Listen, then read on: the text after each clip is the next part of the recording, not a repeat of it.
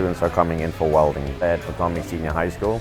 It's a summer discovery program, and it's guided towards 8th graders so they can understand a little bit about the CPE programs. I'm taking this class because my grandpa likes to work on cars and stuff, so I decided to take this class so I can help him.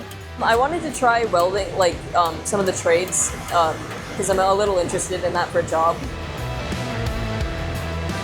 It's a quick introduction, definitely safety is covered. They do oxygen and acetylene welding, which is simple fusion welding for metal. So within the first week, we have been able to at least light the torch and melt a few pieces of material together.